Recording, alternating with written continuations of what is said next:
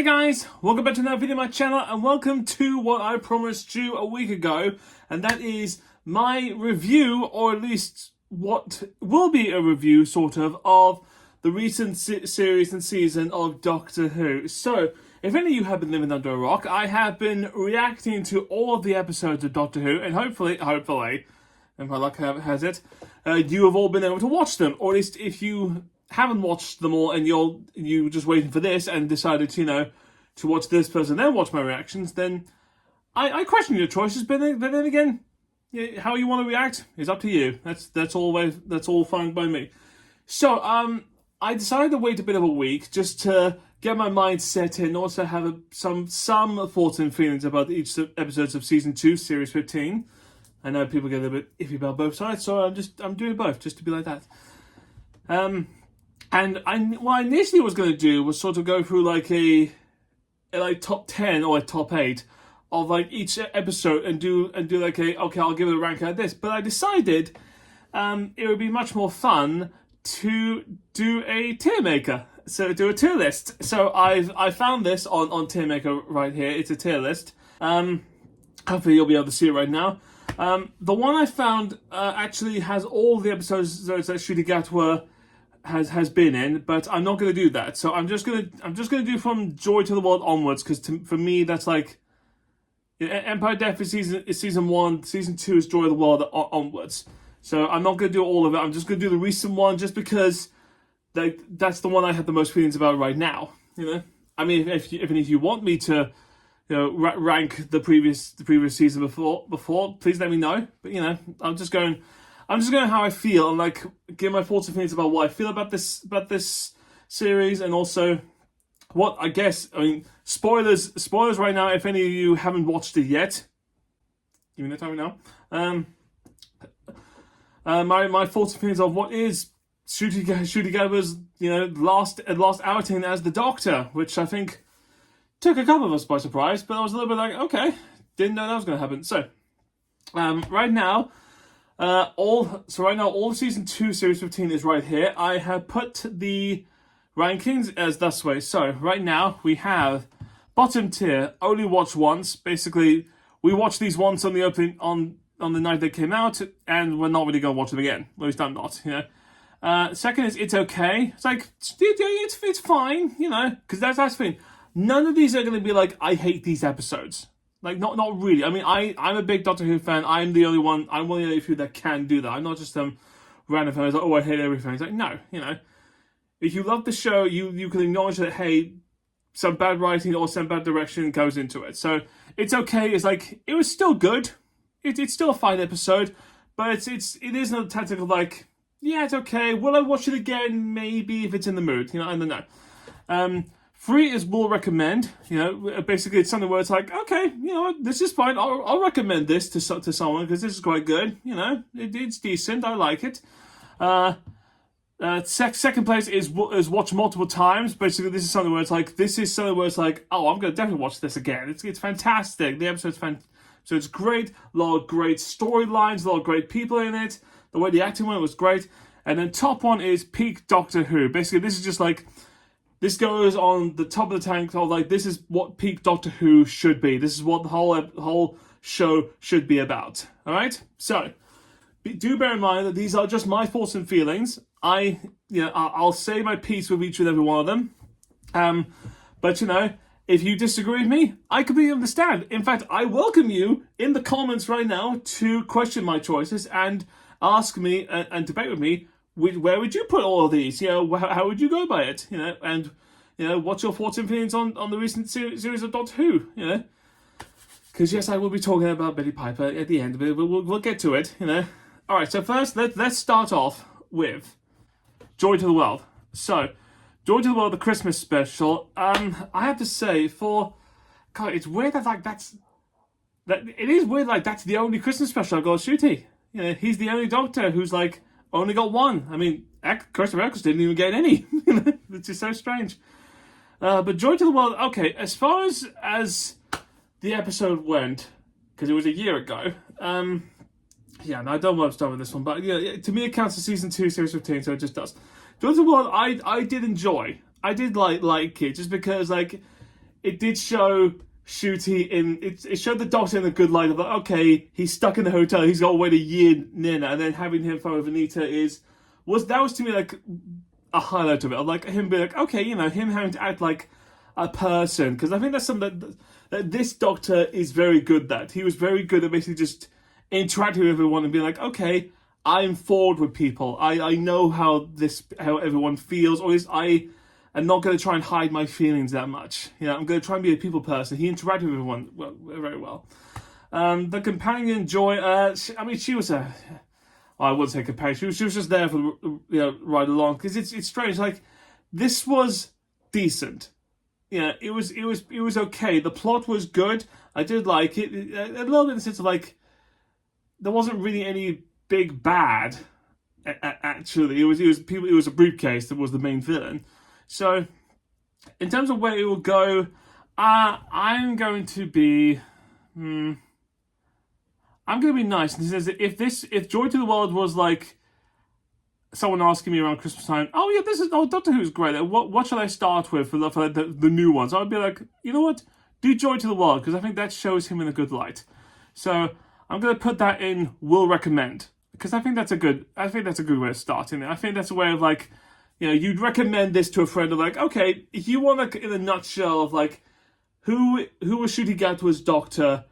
He was serious. He knew what he was doing. He could be kind and cruel, but also at the end of the day, he was just someone who was looking for a friend. Someone who wanted to pull up a chair. Okay. All right. Now we move on to Series 15 to Season 2. First off, the Robot Revolution. Now, okay, I'll admit, of all Season 2, I will think that the first episode of this, the Robot Revolution, was the weakest. Because it's difficult. I mean, like, for one thing, you're trying to introduce the Doctor and everyone else again, but also you're introducing Belinda, I didn't mind. I thought she was really good. I appreciated the fact that it wasn't like she immediately was entranced by the Doctor. To her, he was this strange man that just sort of came into her life randomly and just sort of had to bear witness to the whole thing about the robots and stuff. And he's normally just like, okay, no, most humans go along with the ride, they know what to do. And she was like, no, I don't want that. I mean, he's had companions before who were just like, listen, can you just get me home as soon as possible? And so it's been there before. I was a little bit like wary of like, okay, like, you don't need to show that level of distrust and like, saying, oh, he's dangerous. Like, you just met the dude, and he saved you. So maybe get a little bit off on that.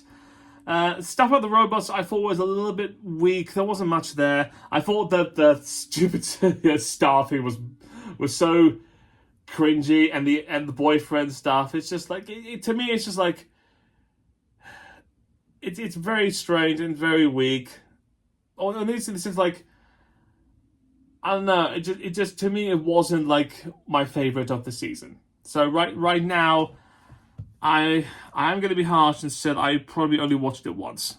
I mean, it's one season where it's just like, in order to understand the content, in order to understand, like the way the story arc goes, you need to watch it, and that's perfectly fine. It's still fine. It's still okay, but when it's not okay, but it's still fine for what it is. But it's like, I wasn't a particular fan of the robots. I wasn't a particular fan of like, it's like Planet of the Incels, the boyfriend coming there the whole time he me stuff. I was a little bit like iffy about that. So I hope you all understand. Next for me then it vastly improved, because then we got Lux, who had come into the god of light.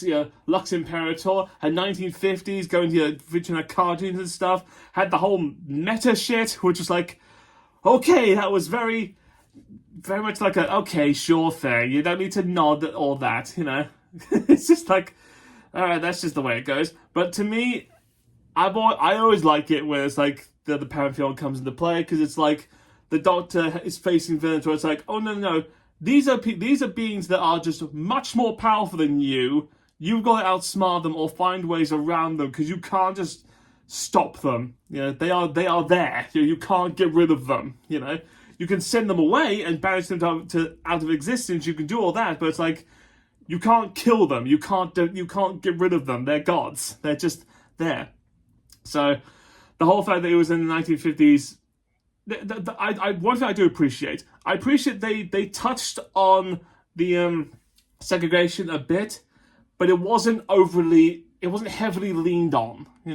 Like I didn't feel like when the Rosa Parks episode happened a couple of seasons back with Jodie Whittaker, I understood it, but it's like there was just a notion at the end of the episode. I was like, we get it. It happened a lot. Like I want these episodes to escape reality. I don't need constant reminders of it. But so the fact that they touched upon it, they understood the context. Like, hey, you're in 1950s Florida. This is just what happened at the time. It wasn't, it wasn't cool. It wasn't cool then. It isn't cool now. It's, but it's like, it wasn't like, oh, you need to. It was like, it wasn't. So I'm sorry. I know I'm stuttering. I'm just trying to get my bearings across. It wasn't like integral to the story, because the story is about Lux. The story is about, the Doctor facing off a light god and going into film and that sort of thing, dealing with 2D stuff. That's the sort of thing I liked. And I did like the fact that this episode also grew the relationship between Belinda and the Doctor more, where it's like, okay, because at the start of this, she wasn't trusting him. Like, in the sense that, from her point of view, she'd been whisked away randomly and he couldn't get her home. But now, at the end of this, Arthur's showing that, no, he's important. He's doing this to try and save people. He's doing this to try and help others when no one else can. When it's up against something that literally no one else can beat, he's there. And it's like, at the end of it, was like, okay, I'm stuck with this ride with you, but I appreciate you. I trust you more now. I trust you a lot. So this one, Lux, I'm gonna put on the watch multiple times. Like, it's like I wish the cartoon stuff had gone a little bit more, or they played a lot more into sort of the into the way like how light would work a little bit more. Like they're trying to, if they went to different episodes and stuff. I know they couldn't went to different TV shows and such, or him trying to argue with Lux would be a bit more fun. And I did appreciate the meta stuff. I think it went on. It was a little bit more sad than it should have been. Because there was a big orchestra part of when the free fans had to stop, and I was a little bit this is nice. I've literally known you for 2 minutes. I don't have to care about you that much. Give me a bit of a break. So, not peak, but still watch multiple times. Still brilliant. Okay, next one is The Well. Okay, I'm just gonna do the rank right now. The Well, peak Doctor Who episode, because this is just something which I did not anticipate, which most of us did. It is a long-awaited sequel to Midnight. This is what Doctor Who should be. When you're this to me is hey, if I want to introduce someone to this, I'd be okay, watch these 2 episodes first. Watch Midnight and then watch The Well. Because then you'll be oh shit, okay, this is good. Because even then, it's just it doesn't show anything of you just think, the Doctor and Belinda are just trapped on this planet. They're trapped in a station with a creepy monster that's coming to get them. How many times have we seen that before? 12 times. That's just what happens. It's just a thing that we all know. But the fact that we had oh god, I still can't remember her name. I apologize. The actress, the actress who plays the deaf girl, who's brilliant. I've seen her in EastEnders. I've watched things. She's fantastic and other stuff. The fact that plays into that little bit of okay, so she couldn't hear it. The fact that it's an enemy that we still to this day have no idea what or who it is, and that's great. I don't need to know. I don't need this further down the line. Then I don't need us to see it at all. That's so brilliant. Of just because just the reveal of oh, I've been here before, and it's just flashed to David Tennant. It's oh shit, you have been here before. It's the enemy that you were scared of, you were terrified of, because you had no idea what it is. There was no beating it. It's just there, and the fact that it's always behind you. This was brilliant, and it also added on to the idea of oh yeah, something has happened to the Earth. Yeah, something has happened while you've not been there. It's all gone. It's proper horror. It's like, this could very well be its own horror story. This, to me, is peak Doctor Who, you know? This is like, up there, like, this is Blink level for me, of like, introduction, of like, oh yes, this is good. It's on its own, it doesn't work because you need to watch Midnight, but still, like, if you watch those two, you know, next to each other, absolutely amazing. I love it. Okay, move on to what might be my controversial one, because it's Lucky Day. Now, Lucky Day, you know something I've noticed, and it's strange, and I picked on this a while ago, but now that I have them all here, it's fun. It's funny how, like Russell T Davies, you sort of see, like, had, like, a pattern. He had a pattern of, like, okay, each season I'm going to do this episode, this episode, this episode, in, like, it with both seasons. Because to me, it's a little bit like Robot Revolution was kind of goofy. It was a little bit like, okay, like, giant robots trying to take over the world, that sort of thing. Like, but it's a little bit nuts and a little bit like, whoa, this is a bit out there. Very reminiscent to Space Babies. Yeah, the second episode was Lux. We dealt with gods again, dealt with the Pantheon, dealt with something that was like, okay, showing that the Doctor is more powerful. Same as the Devil's Court. Then we had The Well, like a proper, this is a tense episode, this is something where you should be scared of, you have no idea what's going to happen. Same as Boom. And then we have Lucky Day, an episode where the Doctor pretty much doesn't really appear in it at all, you know, which then has the same, the vibes and the same main character of Ruby as is with 73 Yards. So you get the gist. You do sort of see, like, oh yeah, there is something going on there. Like, it's very, very weird. But so Lucky Day, I'll be honest, when it was going to be like, okay, the Doctor's not going to be in this because Russell T Davies loves these. He loves these episodes where the times was just like, okay, other stuff happens in the world that doesn't involve the Doctor. Yeah, it is the unit episode. It's the unit episode featuring Ruby and fucking Conrad, who. Okay, I appreciate a villain who you guys are good at making me hate. Because Conrad, halfway through it was just like, when you get to the reveal, it's just a massive like, oh, fuck you. I thought I had you pegged out. I thought you were just this pathetic It fanboy who wanted to, you know, impress upon Ruby that he could be just as good as the Doctor, he could be all that, and it's like, nope, we're dealing with, like, you know, we're dealing with fake news, we're dealing with trolls, we're dealing with people who don't believe the world that they live in, and it's just like, oh, fucking hell. And I say this again, the actor who played Conrad, you nailed it. You were great. I don't hate you. I do not hate the actors for doing a good job. He did a fucking good job in making me hate him and be like the villain who, even at the end of it, doesn't learn anything. You know, he's like, you know, still thinks that, like, oh, okay, what you do is bullshit, everything's bullshit, I don't accept your world. You know, even when you have, like, the Doctor at the very end of it, be like, you try to hurt my friends, you try to destroy something of mine, I'm gonna make sure that you die, you know, alone and unloved. And he's just like, I don't believe that at all. You know, put me back in my cell and get off my world. Like, I appreciate that just a villain who's just, even at the end of it, it's just the Doctor is just like, okay, I tried. I tried and I can't do anything about it, you know? But, yeah.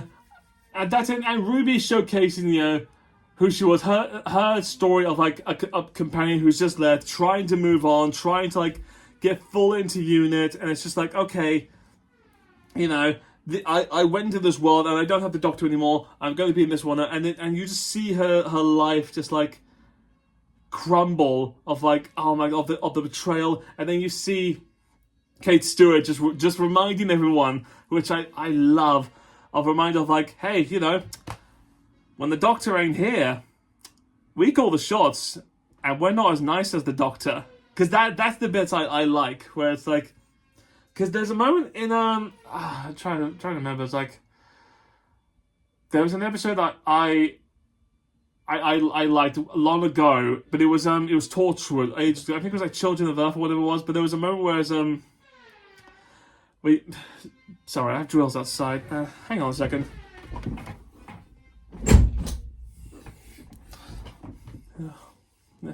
Sorry about that.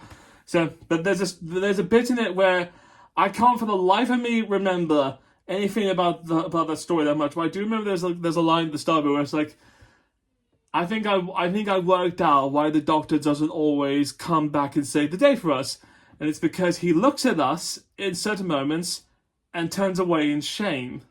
And the reason I'm saying this is just like there are moments where it's like when the Doctor isn't there, like the people who live there acknowledge like, hey, we're not as good as you, you know, but we don't have to be. I mean, even Amy Pond when she was dealing with like the silence, where it's like, hey, you know, you took my baby from me. She's all grown up now. The doctor would be nice to you. He would let you go. But you know what he isn't? Not here.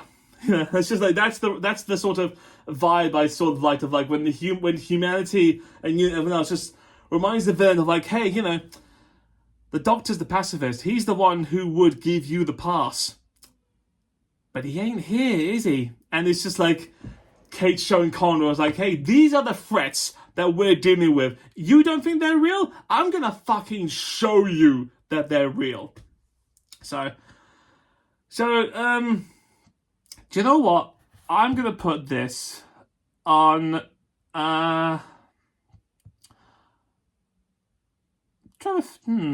See, it's a toss up between will recommend and it's okay. I'm gonna say it's will recommend. I think it's like Ruby really showed herself of like, okay, you know, she could definitely be more. She could definitely be a companion again in the future. I hope she's one of those people who's like, you know, oh, I see her in later seasons go by. It's like, oh yes, because she was a proper capable companion. She knew what she was doing. She could handle herself, but she still had the emotion. She still had heart. She still showed at the end of like, I need to step back and think because I have been in this world so much. I need to remind myself why I'm human. You know, so I will recommend this. You know, that it's like that in 73 yards. If you want a good Ruby episode, they're like, hey, this is what what the Doctor's companion's like when he's not around. That's a good one. All right, moving on. Now we get to the story and the engine. Now I'll be honest, this one was a tad confusing in the sense of like, I loved the whole aspect of Nigeria and the barbers. I thought that was great. And the initial story of like, okay, you're in a barber shop, you tell stories whilst you're getting your haircut. And when you go in there, okay, no, you have to tell stories or something will come and get you. That bit I liked. I thought, okay, this is a good concept, and the Doctor has been lured into this because, like, you know, only he can save them by the people who he thought was proper friends. So the only place in all of Earth where he thought, okay, I can just be whoever I need to be here. Yeah, and the people trapped in there are great. But then it does go a little bit off the rails to me. It goes a little bit off on like going into gods and goddesses too much. The idea of like writing the original god that wrote all the stories, dealing with the woman who's like the daughter of a god. I can't remember her name. I'm sorry.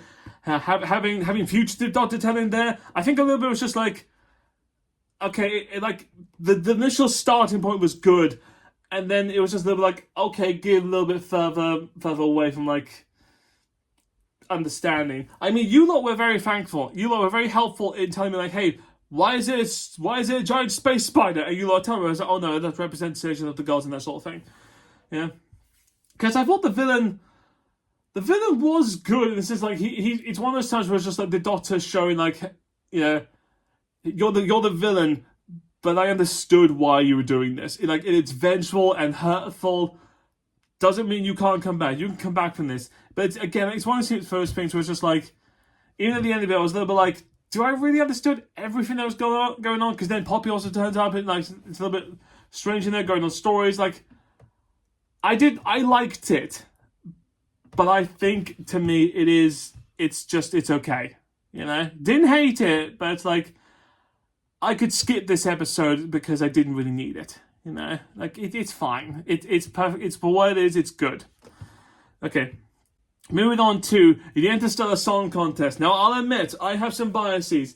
Because this is basically Doctor Who's Eurovision episode, and I have shown all of you that I'm a massive Eurovision fan. My family have been fans of Eurovision since I was, 5 or something like that. Like, since I was a little kid, we have watched Eurovision every single year. It's just a family tradition. And the fact that Doctor Who was like, oh no, we're also going to do Eurovision, but Space Eurovision, I was like, okay, good, I liked it.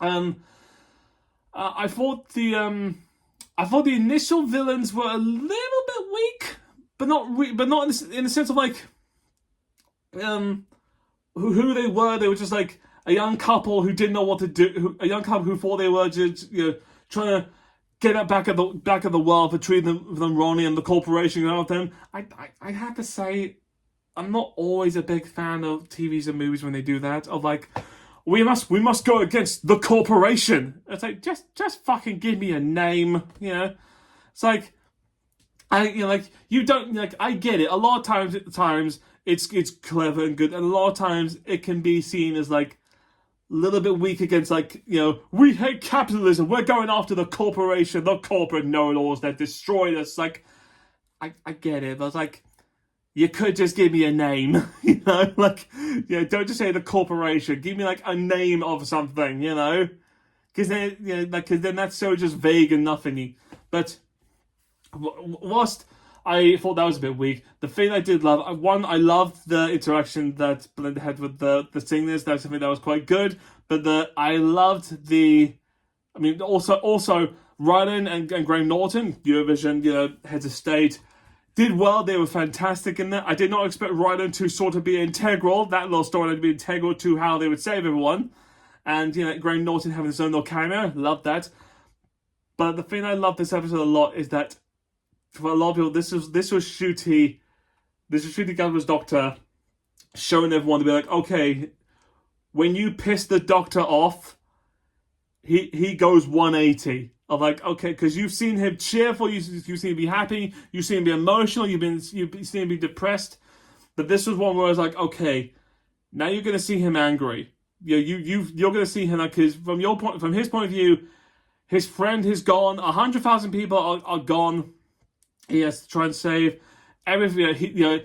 3 trillion people are about to die, all because of these 2 idiots. I'm going to make sure that you remember my name. It's a little bit reminiscent to like Peter Capaldi's the 12th Doctor, where he had that little interaction on the street when Clara was dying, and he was like, hey, you know the stories, you know who I am. If you don't fix this now, I will make your life a living hell. It's like, and the companions just seeing like then Clara and Belinda just seeing the Doctor of like, whoa, I've never seen him. Like, this is not this is not the Doctor to me. And it's like, that's the point though. It's like, to you've seen him at his best, who he wants to be, but when he needs to be cruel, when he needs to be scary, he can be scary. He can be the guy who was like, do not make me your enemy. We saw it when we had Lucky Day of like, hey, you hurt the people I care about. Cause this is not good for you. Like, because even in the 12th Doctor episode, I love the line. It's like, you will find it is a very small universe when I am angry with you. It's like a little bit just like, this is a man, this is essentially a god who has power, who can see all time and space, can never really die, and is clever beyond imagine. He is not the guy who you want him to be angry with you, right?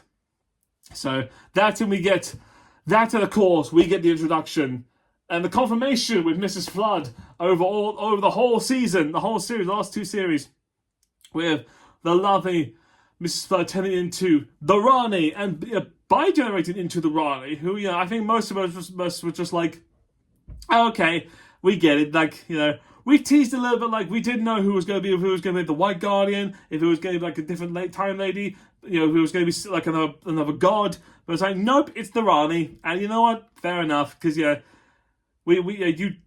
teased a little bit with the Master in the giggle, but I think even Russell was like, no, I'm not having him back for ages, because that's fair, we had the Master and Jodie's Doctor, so I don't need the Master again for a while, So Interstellar Song Contest, definitely put up and watch multiple times. I think this is Very, very good. I absolutely loved it.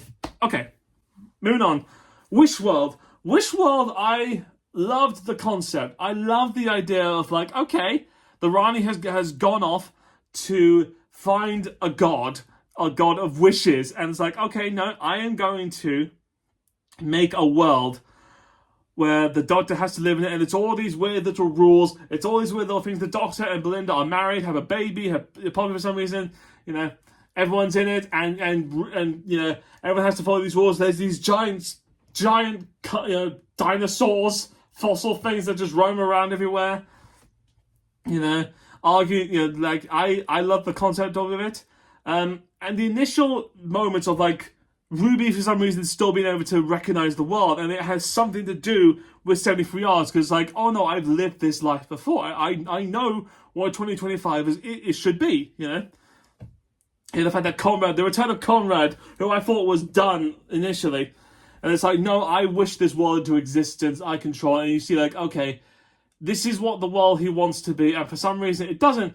It's a world where for some reason he looked at the year 1955 and decided, hey, we peaked then, that's good enough, But the whole King, God of Wishes interaction, the whole meeting and doing a gigantic exposition, like, why did she need the Vindicator all of a sudden? Why did you need a wish world in the first place? Why did you do all this? And it's like, to bring back a villain that I thought, this is one where it's like, I knew it. I knew the fact that Russell T Davies has been playing around with the Pantheon for so long that he had to do this. He had to bring about, okay, we've had God of Games, we've had God of Light, we've had God of Music, we've had God of Death. One of them has got to be, because even in my head, when I've said like just in my head, all thinking like, okay, you've done the Pantheon so long. I thought it was going to be like going on later or around this time. It'd be like, you've got to do a God of Time. You've got to do like, okay, who's the granddaddy of like the God of all time, and it would have to be the one Time Lord that was banished, for being insane, for being a mad god, who unlocked the secrets of time travel, and that is Omega. I thought that was a great concept. Of like, oh no, the Rani's bringing Omega back into this, because okay, you're going along the same lines as Empire of Death, Or like, okay, because Empire of Death was Sutekh, the god of death, who I apologize a little bit, like, because a couple of people were like, how do you not know who Sutekh is? And I'm like, it's been a minute, guys. It has been a minute since I have watched classic Doctor Who. I don't know every villain out there, Even Omega, it's only just because I was thinking about him recently. I was like, oh, that'd be good, because he's from the Three Doctors. That's a pinnacle episode. It's always great. I love that. So yeah, but the fact that this one was like, okay, no, Ronnie's like, I'm gonna bring back Omega. I will be his harbinger. I will bring back the only god who like made himself the god of time, the original Time Lord. So Wish World, we're it's not peak Doctor for me, because two parters never are for me. Like you gotta watch both, but it's something where it's like I will watch multiple times. I think that's good. And okay, so now we move on to the final one. Gonna have a sip, gonna have a drink first before I get into this.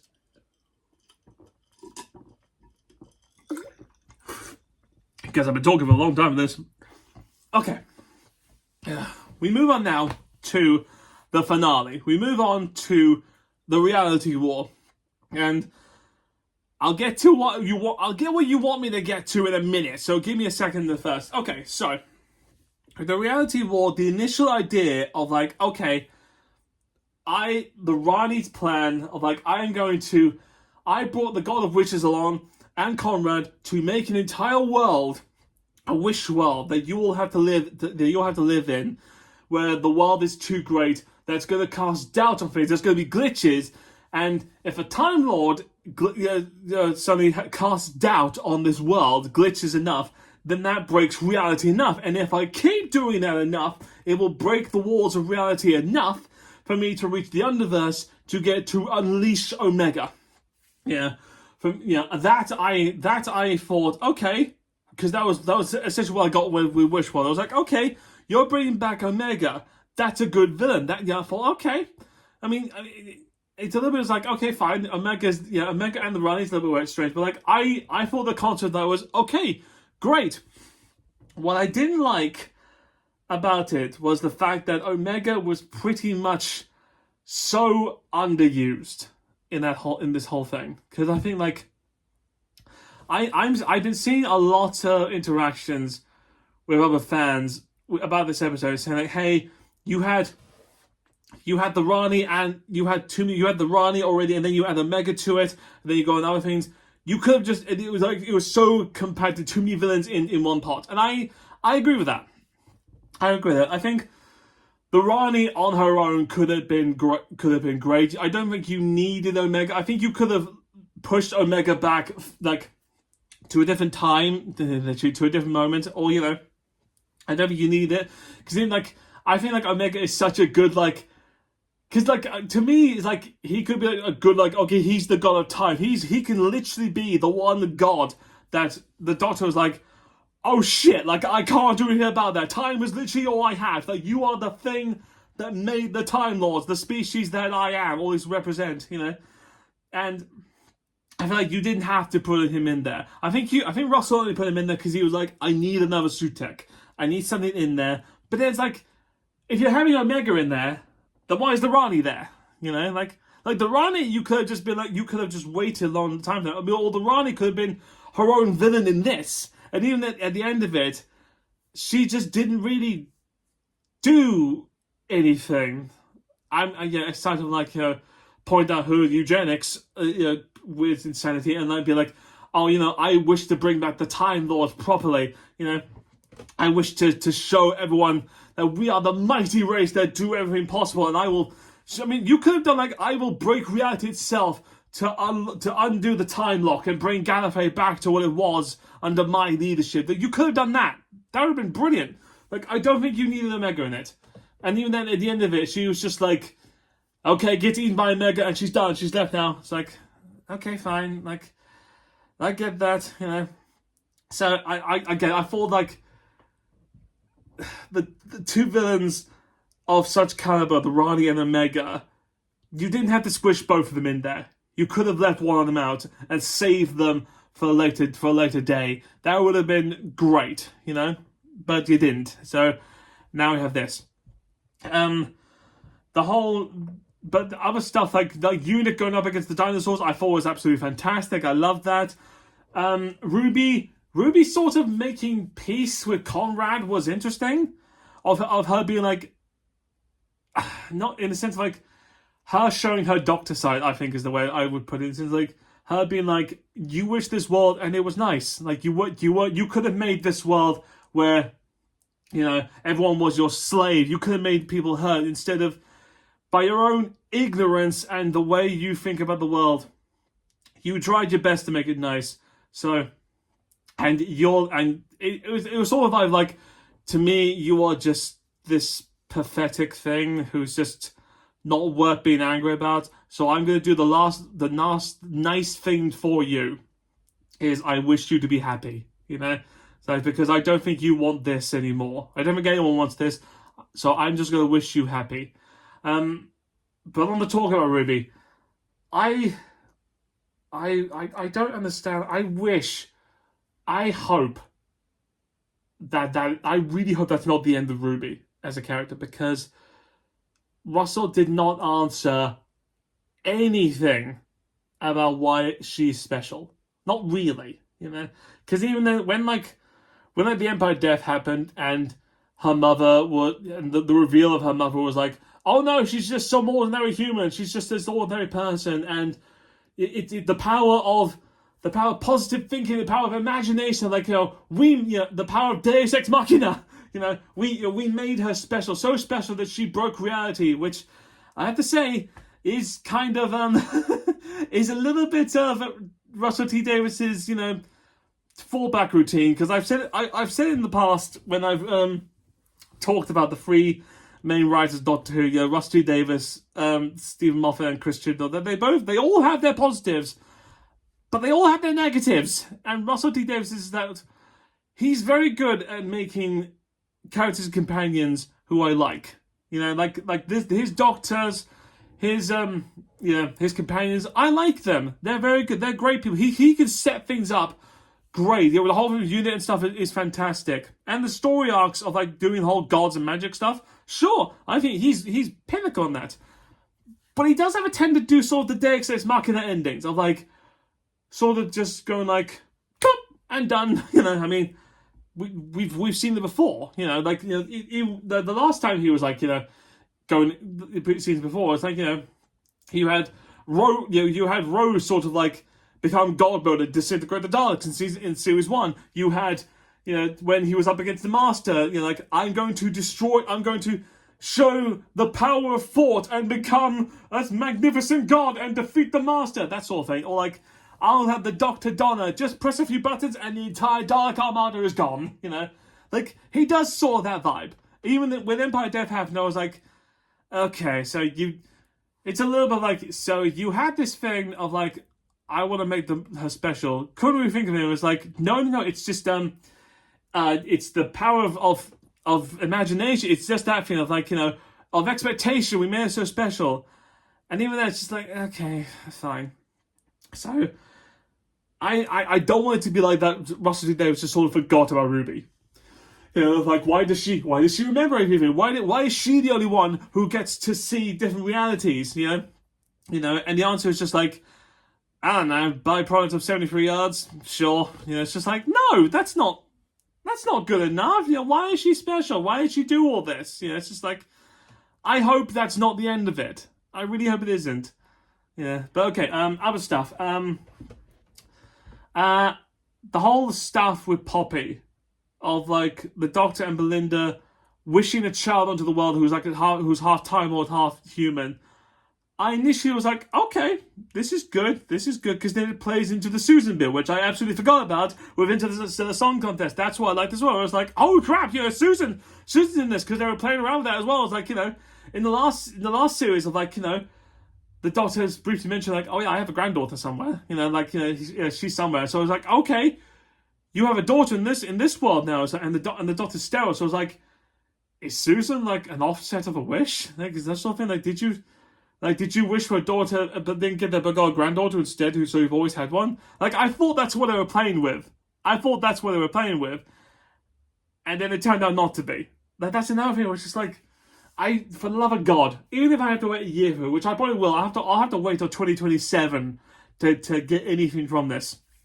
Like, please don't just sideline Ruby Sunday and Susan. Please don't do that. Just please be like, you brought them into this. I got the whole bit with the Time Hotel, the callback to that, brilliant. Absolutely loved it. I love that you called that back. Anita was so brilliant. Of like literally having a magic door. I was like, okay, yeah, that's what you do, which is fine, And then her like, oh no, the boss says hello, which a lot of us were like, could that be Susan?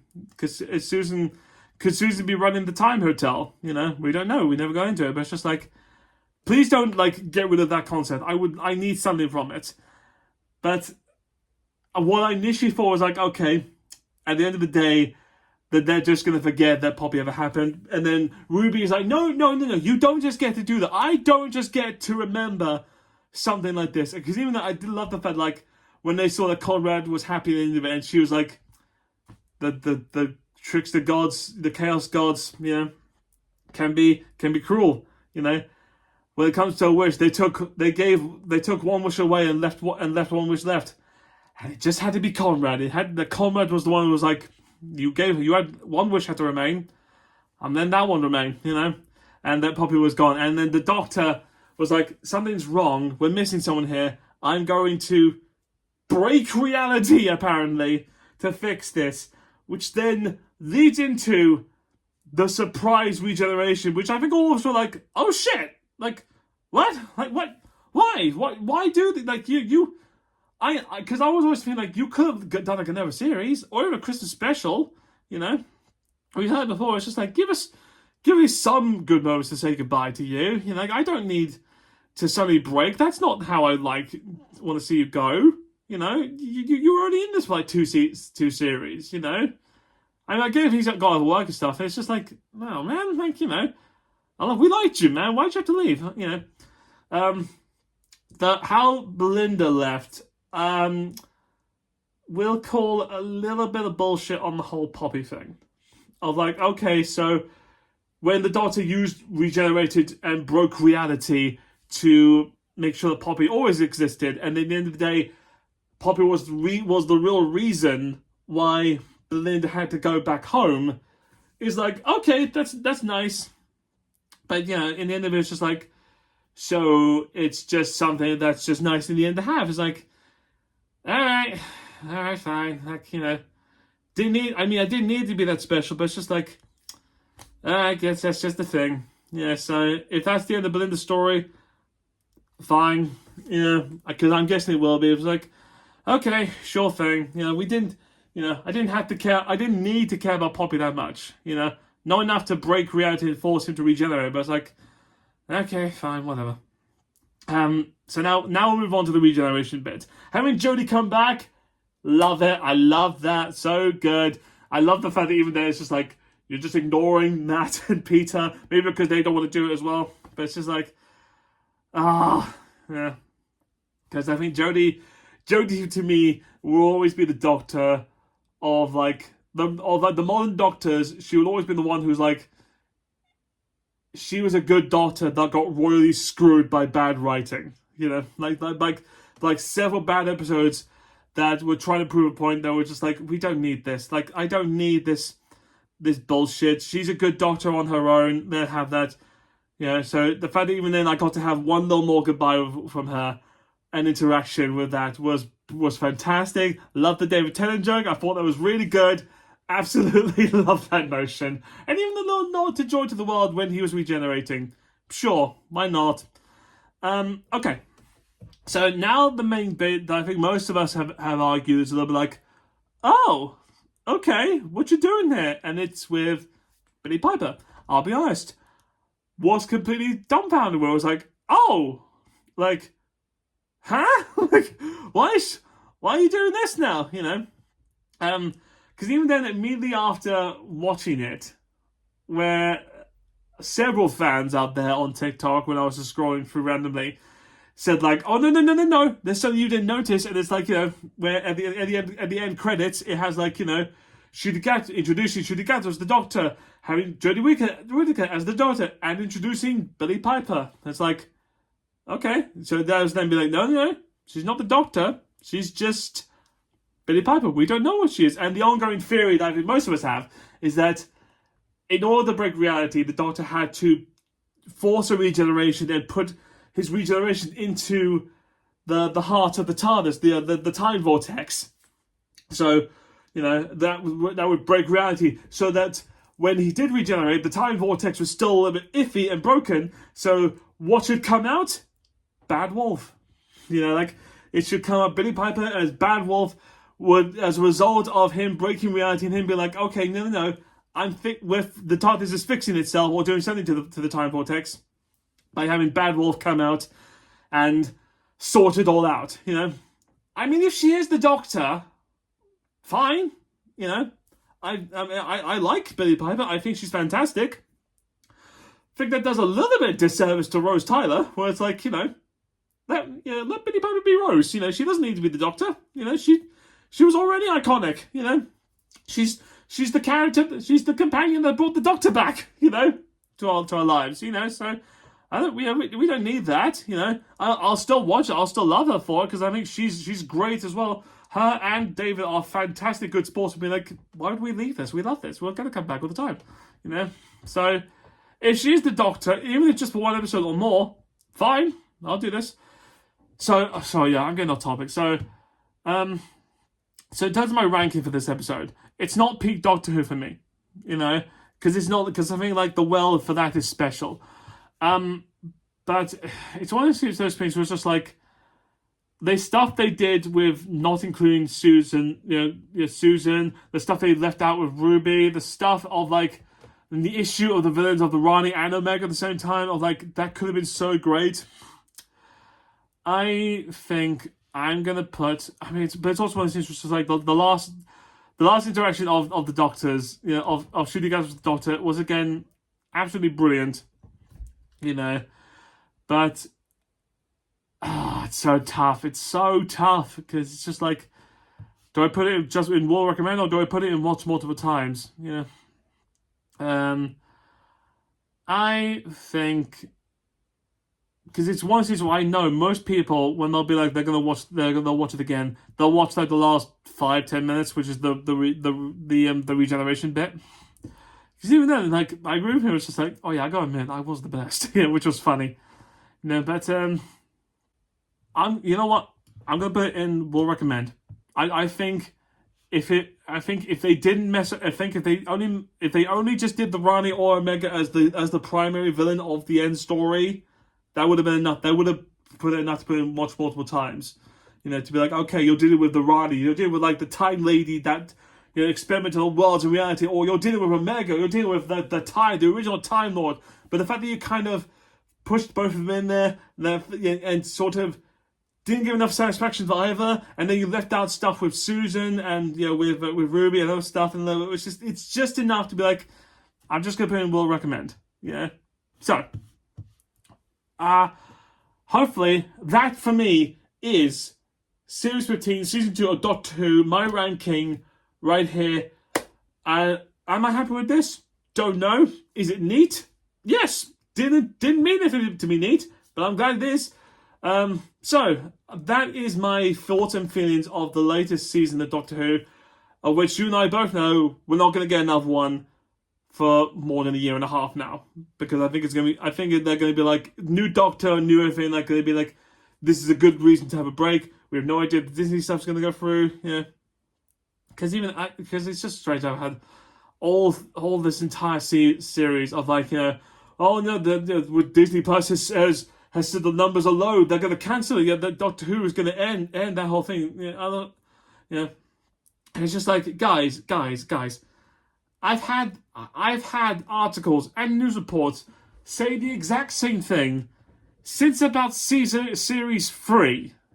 When David Tennant was at the height, and when Martha Jones came by, it was like, oh no, the numbers are going down. Are they finally going to stop Doctor Who? And then it happened again when Matt Smith came on. And it's like, oh no, the numbers aren't as great. Are they gonna end it then? And then when Peter Capaldi came aboard, it's like, oh no, like the numbers not that good. The numbers going down. Jodie Whittaker have the numbers. Oh no, they're really gonna cancel. They're gonna do year-long breaks. They're good. That whole thing, like, they do this thing all the time where it's like they have in between set Doctors arcs a year where they don't do anything. It happened with David, it happened with Matt, it happened with Peter, it happened with Jodie, and apparently it'll happen now. Where it's just, it's not like, oh, they're going to cancel it. It's more, I think, like, oh, the BBC's run out of money because this is one of their big shows. This is one of their shows. I mean, there's a reason why they went to Disney in the first place, to be like, hey, could you prop us a bit of cash because we keep having to do year-long breaks because, when they spend the entire budget on this, and it's like, oh shit, we got to do like a break and things to stop it because we can't do it anymore. I mean, there's a reason why like in with David Tennant, he did like 2 specials for, and then his regeneration in a year. There's a reason why where like Matt Smith, I think it was like season 7, they split it into 2, or the 2 parts. Although with Jodie Whittaker, they did like one New Year special and then waited another year to do another one. It's like that's just what they do. That's just what they do. They wait around until they get the money back and then they do more. Just as well be like, okay, this is all done now. We shall wait another year until 2027 when they do it again. This is one of those shows where it's like we can wait. We can just wait, we don't have to, it doesn't have to be anything big, we can wait. So, guys, I've talked for so much now. Guys, I hope you've enjoyed watching this.